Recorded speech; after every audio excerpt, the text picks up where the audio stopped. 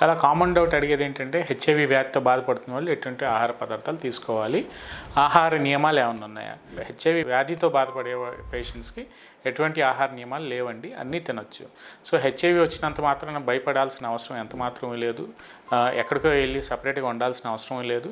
జాగ్రత్తలు ప్రికాషన్స్ తీసుకుంటూ అన్ని ఆహారం అంటే ఏంటి? జనరల్గా లీఫీ వెజిటబుల్స్, ఆకుకూరలు ఏమైనా తినొచ్చండి. దాంతోపాటు పప్పులు అంటే పల్సెస్, దాంట్లో ప్రోటీన్స్ ఎక్కువ ఉంటాయి కాబట్టి రెగ్యులర్గా ఆకుకూరలో పప్పు రెగ్యులర్గా తీసుకుంటే green leafy vegetables with dal, rice ఏదైనా తినొచ్చండి.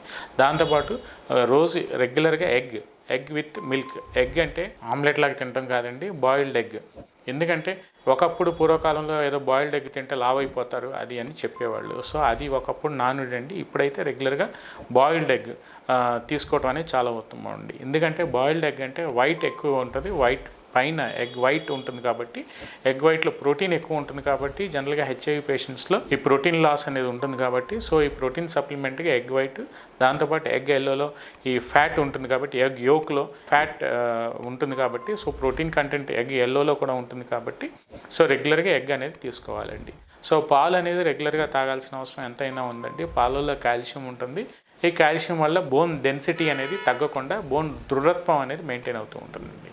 సో దాంట్లో వైటమిన్ డి కూడా ఉంటుంది కాబట్టి బోన్ స్ట్రెంగ్థనింగ్ కూడా, మనకి బోన్ చేంజెస్ కూడా హెచ్ఐవి పేషెంట్స్లో కనిపిస్తూ ఉంటాయి కాబట్టి బోన్ డెవలప్మెంట్కి కూడా ఈ పాలు అనేది రెగ్యులర్గా కాల్షియం ఉంటుంది కాబట్టి, calcium rich source of food కాబట్టి రెగ్యులర్గా పాలు అనేది తాగాల్సిన అవసరం ఎంతైనా ఉంటుందండి. దాంతోపాటు క్యారెట్ కూడా ఎక్కువ రెగ్యులర్గా తీసుకోవాల్సిన అవసరం ఎంతైనా ఉంటుందండి.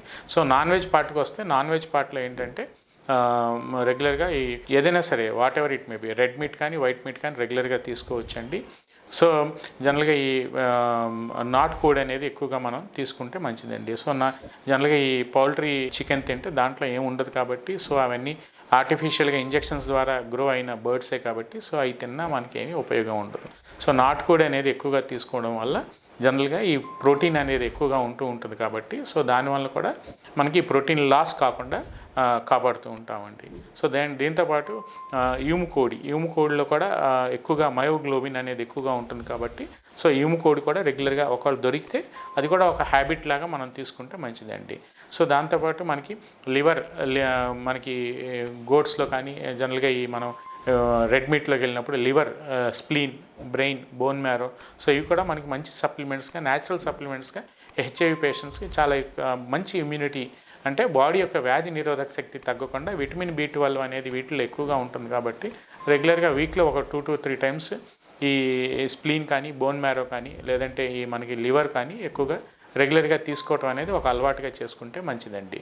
సో ఇవన్నీ మనం తీసుకోవడం వల్ల గల ఉపయోగాలు ఏంటంటే, మన బాడీ ఇమ్యూనిటీ, హెచ్ఐవి పేషెంట్స్లో ఇమ్యూనిటీ అనేది తక్కువ ఉంటుంది కాబట్టి, సో ఇవన్నీ ఇమ్యూన్ మీడియేటెడ్ ఫుడ్స్ కాబట్టి బాడీ యొక్క వ్యాధి నిరోధక శక్తి పెరగడానికి విటమిన్ B12 కానీ, విటమిన్ డి కానీ, విటమిన్ ఏ కానీ, ఇవన్నీ విటమిన్ సి రిచ్ ఫుడ్స్ అంటే సప్లిమెంట్స్ ఏవైనా సరే, డార్క్ కలర్డ్ ఫ్రూట్స్ అంటే మనకి వాటర్ మెలన్ కానీ, పపోయా కానీ, లేదంటే జాంకాయ కానీ, వీటిలో కూడా మనకి విటమిన్ బూస్టర్స్ ఎక్కువగా ఉంటాయండి. సో డార్క్ కలర్ ఫుడ్స్ ఎక్కువగా తినటం వల్ల మనకి బాడీ స్ట్రెంగ్థనింగ్, బాడీ వ్యాధి నిరోధక శక్తి పెంచుకోవడానికి కూడా సీజనల్గా దొరికే ప్రతి ఫ్రూట్ తినొచ్చండి. సో ఈ హెచ్ఐవి పేషెంట్స్ ఏంటంటే ఏది తినకూడదు ఏది అనేది జనరల్గా కామన్గా క్వశ్చన్స్ అడుగుతూ ఉంటారు క్లినిక్లో. సీజనల్గా దొరికే ప్రతి ఫుడ్ ఏదైతే ఉందో రెగ్యులర్గా తీసుకోవచ్చండి. So there are no diet restrictions for HIV patients. HIV వ్యాధిగ్రస్తులతో బాధపడే ఇండివిజువల్స్లో పర్టికులర్గా పథ్యాలు అనేవి ఏమీ లేవు. అన్లెస్ వాళ్ళకి ఏదైనా ఫుడ్ ఎలర్జీస్ ఉంటే మానుకోవడం తప్పిస్తే పర్టికులర్గా పథ్యాలు అనేవి ఏమీ లేవు.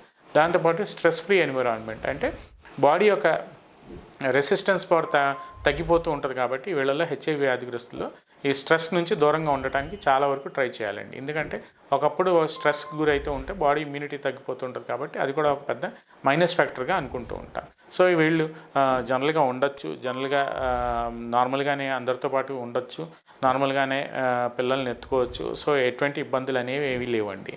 సో స్ట్రెస్కి దూరంగా ఉండటం, ఫస్ట్ అండ్ ఫార్మోస్ట్ థింగ్ ఏంటంటే హెల్దీ లైఫ్ స్టైల్, అంటే మంచి ఫుడ్, శరీరానికి కావాల్సిన ఇమ్యూనిటీ బూస్టర్స్ ఏవైతే ఉంటాయో అవి తీసుకోవటం, స్ట్రెస్ ఫ్రీ ఎన్విరాన్మెంట్గా ఉండటం, వీలైనంత వరకు ప్రికాషన్స్ తీసుకోవటం, అవన్నీ చేసుకుంటే మంచి క్వాలిటీ ఆఫ్ లైఫ్ ఈ హెచ్ఐవి ఇండివిజువల్స్ కూడా, హెచ్ఐవి వ్యాధిగ్రస్తులు కూడా జీవించవచ్చు. ఒక మంచి వాళ్ళకు ఉండే కంప్లైంట్స్ బట్టి CD3 CD4 కౌంట్స్ మానిటర్ చేసుకుంటూ, WBC కౌంట్ ఎప్పటికప్పుడు CBP లెవెల్స్ మానిటర్ చేసుకుంటూ మంచిగా ఒక క్వాలిఫైడ్ డాక్టర్ దగ్గర మీరు అప్రోచ్ అయితే నార్మల్గానే హెల్దీ లైఫ్ స్టైల్ అనేది వరవడిలో అంటే జీవన శైలిలో మనం ఉండొచ్చని ఇండివిజువల్స్ ఎక్కువగా హెచ్ఐవి వచ్చే వాళ్ళు చచ్చిపోతారా అని అడుగుతూ ఉంటారు. సో హెచ్ఐవి వచ్చిన ప్రతి ఇండివిజువల్ చచ్చిపోవాలి, ఇంతకాలంలో చచ్చిపోతాం అనేది ఏమీ లేదండి.